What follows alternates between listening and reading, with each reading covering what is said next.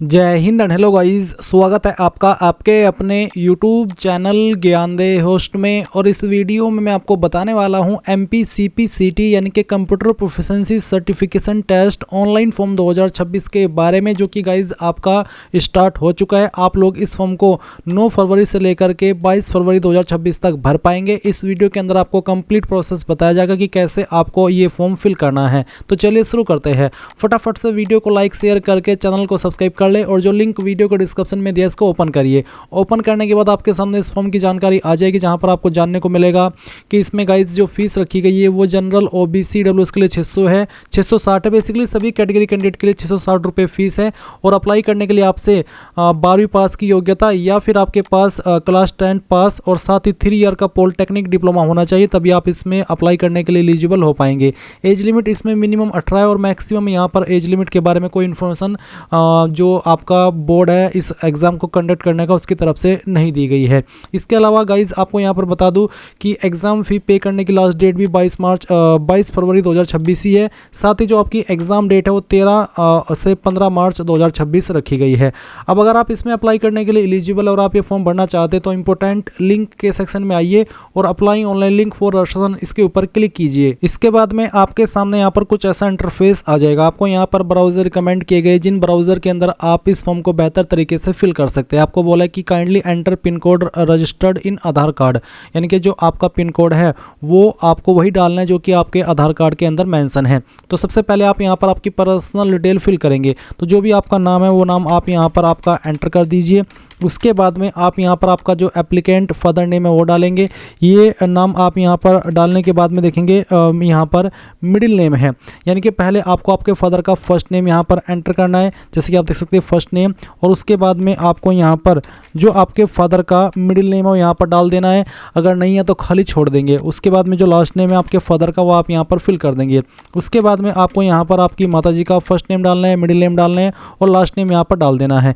ये जो आपने खुद का नाम आप यहाँ पर भरा है ये आपका फुल नेम है, यानी कि आपको इसमें कोई फर्स्ट नेम लास्ट नेम नहीं करना है, कंप्लीट नेम अपना यहाँ पर डालना है। उसके बाद है अदर पर्सनल डिटेल। तो जो भी आपका जेंडर है वो आप यहाँ पर सेलेक्ट कर लेंगे, जैसे कि मेल फीमेल या ट्रांसजेंडर। उसके बाद में डेट ऑफ बर्थ आपकी क्या है तो आप यहाँ पर इसके ऊपर क्लिक कीजिए और पहले जो आपका बर्थ का ईयर है वो आपको सेलेक्ट कर लेना है, फिर यहाँ से मंथ और उसके बाद में डे। तो आपकी डेट ऑफ बर्थ यहाँ पर आ जाएगी। अब आप आपका मोबाइल नंबर डालिए जो आप रजिस्टर करना चाहते हैं, फिर अपनी ईमेल आईडी। उसके बाद में 10th का रोल नंबर क्या था वो भी आपको यहाँ पर एंटर कर देना है। एंड देन यहाँ पर आपका 12th का या फिर डिप्लोमा का रोल नंबर क्या था वो भी आपको यहाँ पर एंटर कर देना है। फिर पूछा कि do you have polytechnic diploma. अगर आपके पास पॉलिटेक्निक डिप्लोमा है तो आप यस करेंगे, नहीं तो आप यहाँ पर नो कर देंगे। इसके बाद इन सभी जानकारी को चेक करते हुए आप जनरेट OTP इसके ऊपर क्लिक करेंगे। देन आपके सामने कैप्चा ऑथेंटिकेशन का पेज आएगा। आप ये कैप्चा कोड डालिए और सबमिट कर दीजिए। सबमिट करने के बाद में यहाँ पर आपके नंबर और ईमेल दोनों के ऊपर OTP सेंड किया, तो कोई भी एक OTP आप यहाँ पर डाल दीजिए और उसके बाद में वैलिडेट OTP इसके ऊपर क्लिक कीजिए। फिर आप ये नीचे कैप्चा कोड डालेंगे और सबमिट कर देंगे। अब आपके सामने यहाँ पर प्राइवेसी नोटिस आएगा। आप यहाँ पर ये जो इन्फॉर्मेशन है जैसे कि आप देख सकते हैं applicant full name for CPCT exam record, ये आपकी सभी डिटेल वहाँ पर रिकॉर्ड कर ली जाएगी।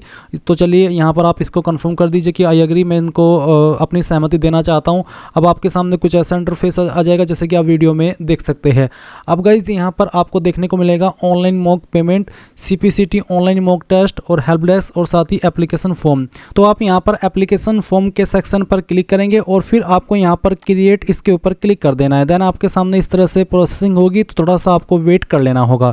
यहाँ पर कुछ जानकारी आपकी भरी हुई आपको मिलेगी जो कि आप ऑलरेडी भर चुके हैं और कुछ जानकारी अभी आपको यहाँ पर भरनी है। जैसे कि यहाँ पर आप देख सकते हैं पर्सनल डिटेल में एप्लीकेंट मदर नेम अगेन आपसे मांगा जा रहा है, तो आपको आपकी माताजी का नाम यहाँ पर दोबारा से डाल देना है। पहले फर्स्ट नेम, फिर आपका मिडिल नेम, उसके बाद में लास्ट नेम। इसके बाद यहाँ पर गाइज नीचे की तरफ आप आएंगे तो आपकी कास्ट कैटेगरी क्या है, जनरल SC ST OBC जो भी है वो आप यहाँ पर सेलेक्ट कर लेना। उसके बाद में नीचे की तरफ आपसे नेशनलिटी पूछा तो आप इंडियन सेलेक्ट कर लेंगे। फिर पूछा कि क्या आप दिव्यांग है और आपकी दिव्यांगता 40% इससे ज़्यादा है, अगर हाँ तो यस, नहीं तो आप नो करेंगे। उसके बाद आपसे पूछे please select keyboard layout for Hindi typing. तो यहाँ पर पूछा टाइपिंग के लिए कीबोर्ड लेआउट का चयन करें, तो आपको इनस्क्रिप्ट या फिर यहाँ पर रेमिंगटन गेल किसके अंदर आपको करना है वो आप यहाँ पर सेलेक्ट कर लीजिए आपकी चॉइस के अकॉर्डिंग। उसके बाद में आप देखेंगे एड्रेस, तो जो भी आपका एड्रेस है वो आप यहाँ पर लाइन फर्स्ट के अंदर डाल दीजिएगा। आपकी तहसील यहाँ पर फिल कर दीजिएगा। आपका पिन कोड जो भी है वो भी आपको यहाँ पर डाल देना है। एंड देन यहाँ पर जो आपकी स्टेट है वो आपको सेलेक्ट कर लेनी है। डिस्ट्रिक्ट आपकी कौन सी है वो आप यहाँ पर खुद से एंटर कर देंगे। अगर आप मध्य प्रदेश से है तो फिर आपको यहाँ पर खुद से आपकी जो डिस्ट्रिक्ट है वो सिलेक्ट करने का ऑप्शन मिल जाएगा। फिर आप यहाँ पर इन सभी जानकारी को चेक करते हुए नेक्स्ट के ऊपर क्लिक करेंगे। इसके बाद में आपके सामने एजुकेशनल एंड वर्क डिटेल आ चुकी है। तो यहाँ पर आपको इसमें बताना है कि what is the highest qualification, आपकी हाईएस्ट क्वालिफिकेशन क्या है, 12th डिप्लोमा या ग्रेजुएशन या पोस्ट ग्रेजुएशन, तो जो भी है वो आप सिलेक्ट कर लेंगे। अगर 12th डिप्लोमा है तो आप यहाँ पर सबसे पहले 10th की इन्फॉर्मेशन भरेंगे। 10th में आपके पास क्या क्या सब्जेक्ट थे, उन सब्जेक्ट के नाम आपको एक एक करके यहाँ पर एंटर करने, चाहे वो 5 सब्जेक्ट थे चाहे 6 सब्जेक्ट। मैंने डेमो के लिए आपको 3 सब्जेक्ट क्लिक करके दिखाए हैं। फिर आपको बताना है कि किस बोर्ड के द्वारा आपने आपकी 10वीं की है, फिर किस साल के अंदर आपने पास की है वो भी आपको यहाँ पर सेलेक्ट कर लेना है। कितने आपके टोटल नंबर थे, उसमें से आपको कितने नंबर आए थे, परसेंटेज आपकी कितनी थी, और रोल नंबर आप पहले ही भर चुके हैं। अब आपको सेम वे में 12वीं के सब्जेक्ट यहाँ पर बताना है कि 12वीं के अंदर आपके क्या क्या सब्जेक्ट थे, सेम तरीके से जैसे कि आपने आपके 10th के भरे हैं। और उसके बाद में किस बोर्ड के द्वारा आपने आपकी 12वीं की है, उसके बाद किस साल के अंदर आपने 12वीं पास कर ली थी, फिर आपके टोटल नंबर क्या थे वो यहाँ पर आप डाल देंगे। उसमें से आपको कितने नंबर आए थे वो आप यहाँ पर डालेंगे। आपका क्लास या फिर ग्रेड क्या था या फिर परसेंटेज कितनी थी वो आप यहाँ पर डाल देंगे।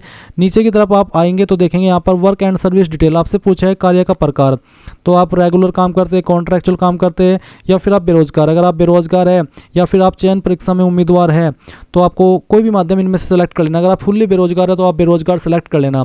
फिर पूछा है कि संबंधित विभाग संस्था, तो अगर आप यहाँ पर इसमें सेलेक्ट किया है जॉब टाइप में कि मैं इस वाली जॉब में काम कर रहा हूँ, तो आपको बताना है कि किस डिपार्टमेंट में, किस विभाग में या फिर किस संस्था में आप काम कर रहे हैं। अगर आप ऊपर बेरोजगार सेलेक्ट कर लिए हैं तो फिर आपको यहाँ पर इनमें से कुछ सिलेक्ट करने की आवश्यकता नहीं है। आप यहाँ पर नीचे नेक्स्ट के ऊपर क्लिक करेंगे। नाउ आपके सामने डॉक्यूमेंट अपलोड एंड डिक्लेरेशन का सेक्शन आ चुका है। तो आप यहाँ पर देख सकते हैं please upload scanned copies of your photo and signature.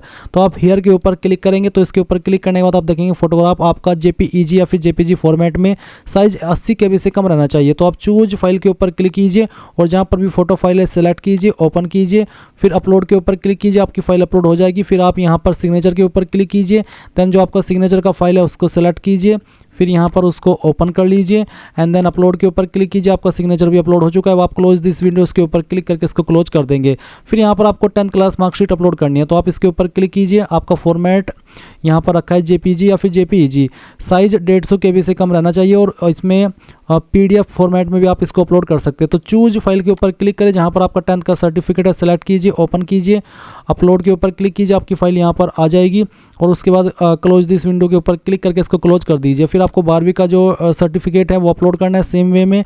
तो जहाँ पर सर्टिफिकेट है उसको सेलेक्ट कीजिए, ओपन कीजिए, अपलोड के ऊपर क्लिक कीजिए, फिर इसको विंडो को क्लोज कर दीजिए। नीचे आते हैं, यहाँ पर देख सकते हैं एग्जाम सिटी प्रेफरेंस। तो पहली चॉइस आप किस सिटी को देना चाहते हैं, सेकंड किसको और थर्ड किसको, ये आप आपकी चॉइस के अकॉर्डिंग सेलेक्ट कर लेना। प्रीफर्ड एग्जाम डेट, किस डेट में आप एग्जाम देना चाहते हैं, तो 13, 14, 15 मार्च में एग्जाम होगा, आप यहाँ पर इसको सेलेक्ट कर ले। अब यहाँ पर आपको फ़ी पेमेंट करना है, तो आप इसमें पेमेंट टाइप क्या रखना चाहते हैं, पेगो, MP ऑनलाइन या बिल डेस्क। बिल डेस्क में सभी ऑप्शन मिल जाते हैं पेमेंट करने के, तो आप यहाँ पर बिल डेस्क सेलेक्ट कर लेना, आई एग्री के ऊपर क्लिक करना। और अगर आप जो भी इन्फॉर्मेशन आपने भरी उसको देखना चाहते हो तो आप प्रीव्यू एप्लीकेशन के ऊपर क्लिक करके इन सभी जानकारी को अच्छे से चेक कर सकते हैं। और जब आपको लगे कि सभी जानकारी सही है तो आप यहाँ पर ओके करके सबमिट के ऊपर क्लिक कीजिएगा। सबमिट के ऊपर क्लिक करने के बाद आपको पेमेंट के पेज पर ट्रांसफर किया जाएगा और जैसे आप फीस जमा कर देंगे तो आपका फॉर्म फाइनल सबमिट माना जाएगा। अभी यहाँ पर मेरे सामने पेमेंट में कोई इशू आ गया था, तो मैंने चाहता कि आपके सामने भी आए। आप इसलिए अगर एक बार इशू जाए तो दोबारा लॉगिन करके आप ट्राई कीजिएगा किसी अन्य और माध्यम से, और जैसे फीस जमा हो जाएगी तो आप अपने फॉर्म का फाइनल प्रिंट आउट ले लेना। तो इस तरह से आप इस फॉर्म को भर पाएंगे। आई होप ये प्रोसेस आपको पसंद आया होगा। So thanks for watching. जय हिंद।